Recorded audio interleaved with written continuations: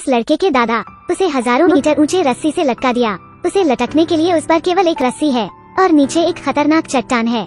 रस्सी टूट गई तो वो गिरकर मर जाएगा, कारण उन्हें ऐसा करना पड़ा सिर्फ एक बकरी को बचाने के लिए। किसी ने बकरी की माँ की गोली मारकर हत्या कर दी गई। छोटी बकरी को चिल्लाते हुए छोड़ दिया। यह चट्टान पर कांप गई। लड़के ने बकरी को अपने बैग में रख लिया। दादाजी ने उन्हें खींच लिया पहाड़ों में खेत में वापस और उसे छोड़ दिया। फिर लड़का अकेला घर चला गया, लेकिन अप्रत्याशित रूप से वो घर के रास्ते में एक जानवर से मिला। यह एक गंदा कुत्ता है।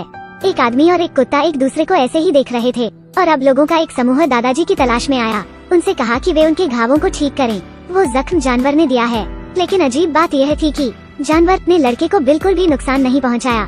लड़के ने बताया यह पलटकर जवाब भी दे सकता था, जैसे कि वो लड़के की बातों को समझ गया हो।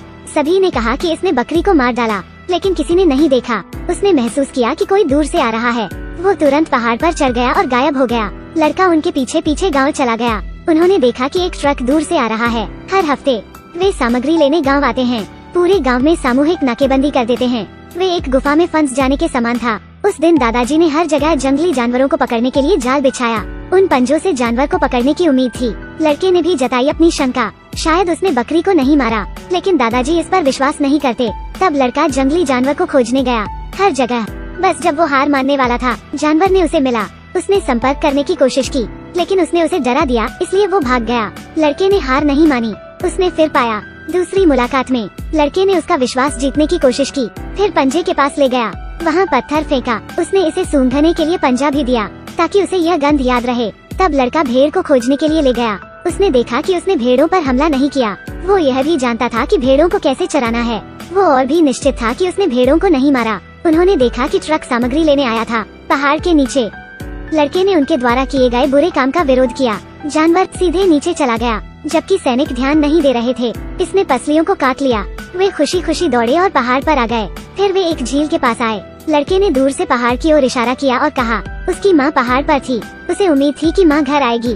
फिर उसने इसका नाम बेले रखा। दोनों पक्षों के बीच विश्वास गहरा रहा था, लेकिन यह बहुत पहले नहीं था जब बेले को इंसानों द्वारा शिकार किया जा रहा था।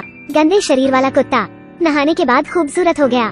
सफेद फर, वाह, मैं इसे छूना चाहता हूँ। यह वास्तव में पिछले कुत्ते से अलग था। लड़का उसे अपने गुप्त अड्डे पर ले गया। उसे कमरे में गुप्त सुरंग भी दिखाई। आशा है कि यह भविष्य में यहाँ छिप सकता है। इसी दौरान लड़के के दादा आ गए। वो बाहर भागा और दरवाजे पर खड़ा हो गया, लेकिन दादाजी कमरे में आ गए। उसने हर जगह देखा, कुछ नहीं मिला। वो चला गया। दादाजी के बाद बेले ने अपना सिर खिड़की से बाहर निकाला। उस दिन लड़के ने बेले को झील में मछली पकड़ते देखा, लेकिन देखा दो सिपाही हिरन को बेरहमी से मार रहे थे। लड़का वहाँ रोकने के लिए दौड़ा, लेकिन जमीन पर धकेल दिया गया। बेले भागा आया, उस आदमी पर हमला किया। बिना रुके काटना। बगल के सैनिक ने जल्दी से गोलियां चला दी। बेले डर के मारे भाग गया। लौटने के बाद उनके वरिष्ठ ने उन पर आरोप लगाया। उन्होंने ग्रामीणों से इसे पकड़ने का अनुरोध किया। इसे पकड़ने वाली टीम में दादाजी थे। अगले दिन लड़का जल्दी से बेले को भागने के लिए ले गया। टीम इतनी ऊर्जावान थी, आसपास के जानवरों को भगाया, लेकिन भागते हुए दादाजी ने उन्हें खोजा। लड़के ने आनन फानन में दादा के सामने रास्ता रोक दिया ताकि कुत्ता बच सके। लड़के ने उसके दादाजी को रोक दिया था, लेकिन उसने हार नहीं मानी। उसने दरवाजा खोलने के लिए छड़ी का इस्तेमाल किया। फिर वो भाग गया। अब बेले के पास छिपने के लिए कोई जगह नहीं थी। पता चलने के बाद उसके पैर में गोली मारी। शिकारी ने झट से एक और गोली चला दी, लेकिन वो बच गया। लड़के ने दूर से गोलियों की आवाज सुनी। वो बहुत दुखी था। सभी ने सोचा कि यह रात नहीं गुजर सकती, तो वे वापस आ गए। लड़का रात को अकेले कमरे में आया था जब वो बहुत आहत हुआ था। दरवाजे के बाहर एक अजीब सा शोर था जब तक उसने मोमबत्ती नहीं जलाई। फिर धीरे से बेले उसके पास पहुंचा, गाल सहलाया। लड़का उसे गले लगाकर खुश हुआ। अगली सुबह लड़के ने घर लौटने की हिम्मत जुटाई। उसने चुपके से उस कीमती शराब को बाहर निकाला जिसे उसके दादाजी ने छुपाया था। थोड़ा सा डाला, फिर अंदर थोड़ा पानी डाला। वो पहाड़ की चोटी पर घर की ओर भागा। उसने बेले के घाव को कीटाणु रहित करने के लिए शराब का इस्तेमाल किया। फिर उसका सिर थपथपाया। उसने माथे को छुआ। बाप रे, इसे बुखार हो गया है। गांव के इकलौते डॉक्टर को ढूंढने गया। उसे मदद करने के लिए कहा। उसने डॉक्टर से यह भी कहा कि अगर आपने मेरी मदद नहीं की, मैं सबको बता दूंगा कि आपने दूसरे लोगों के नहाते हुए देखा। कोई रास्ता नहीं बचा। डॉक्टर को समझौता करना पड़ा। लड़का उसे छोटे से घर ले गया। उसने बेले को दिलासा दिया, फिर एक इंजेक्शन लगाए। ऐसे ही बेले फिर स्वस्थ हो गयी। यह जमीन पर लड़के के साथ खेला। दादाजी भी बकरी लाए वापस अपने झुंड में। यह सबसे बहादुर कुत्ता है जिसे मैंने कभी देखा है। बिना किसी डर के अकेले भेड़ियों का सामना करना। वे मदद करना चाहते थे, लेकिन भेड़ियों ने उसे घायल कर दिया था। बेले भेड़ियों को डराने के लिए लगातार आवाज उठा रही थी। इससे भेड़िए भी डर गए। वे जल्दी से भाग गए। आदमी ने अपने घायल पैरों को खींच लिया और धीरे धीरे आगे बढ़ता गया। बेले उसके पास गई। इसने ट्रेलर की रस्सी को पकड़ लिया, उसे घर खींच लाया। उस आदमी ने बेले की बेगुनाही साबित कर दी। अंत में दादाजी अब इससे नाराज नहीं थे, लेकिन अगले दिन बेले अभी भी दादाजी को ही देख रही थी, जब तक उसने सॉरी नहीं कहा। डॉक्टर जानता है कि कल क्रिसमस है, तब नाकाबंदी सबसे कमजोर होती है, तो इस अवसर का लाभ उठाने के लिए तैयार रहें। अपने परिवार के साथ इस जगह को छोड़ने लगे। लड़का लड़की को ढूंढने आता है। 2 लोग और एक कुत्ता बर्फ में खेल रहे हैं। अगली सुबह जब सैनिक भोजन कर रहे हैं, वो जाते हैं। इस समय एक सिपाही कहता है, आज उसे पकड़ने का अच्छा मौका है। लोग सभी सहमत है, तो नेता नाकाबंदी को मजबूत करने के लिए लोगों को भेजता है, लेकिन फिर वो अकेले ही सामान ढोता है, दूसरी दिशा में जाता है।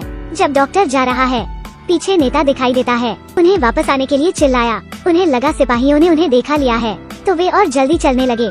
गुफा में वापस आ रहे थे, हिमस्खलन हुआ। पूरा परिवार शरण लेने के लिए जगह खोजने के लिए दौड़ पड़ा, लेकिन नेता इतना भाग्यशाली नहीं था। हिमस्खलन खत्म होने के बाद लड़का और उसके दादा पहुँचे। बेले जमीन पर बर्फ गिराना बंद नहीं करती और आदमी को बचाती है।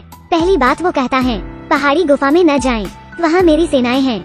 यह पता चला है कि वो हमेशा गांव के लोगों की मदद करता है, पर अब सिर्फ आखिरी रास्ता बचा है। बेहद खतरनाक हिमस्खलन से भरी है वो जगह, लेकिन लड़का कहता है कि बेले उस दरार से बाहर निकल सकती है। लोग कुत्ते पर भरोसा करते हैं, बर्फ में आगे बढ़ते हैं, लेकिन वे भी सैनिकों द्वारा खोजे जाते हैं। शाम को बर्फीला तूफान आ गया। बेले के बांधने के लिए लड़का रस्सी का उपयोग करता है। इसे आगे बढ़ने दें। वे जल्दी से एक घाटी तक पहुँचते हैं। ऊपर केवल बर्फ और बर्फ है और नीचे 10,000 फीट की खाई है। उन्हें दूसरा रास्ता नहीं मिला, ऊपर से ही गुजर सकते हैं। लोगों की एक पंक्ति ध्यान से इसके माध्यम से चलती है। केवल बेले ही अपने डर को दूर नहीं कर सकी। लड़का विपरीत किनारे पर बेले बेले बेले करता है। अंत में यह बहादुरी से एक बड़ा कदम उठाती है, लेकिन फिसल कर गिर जाती है। सौभाग्य से रस्सी जुड़ी हुई है, हवा में लटक गई।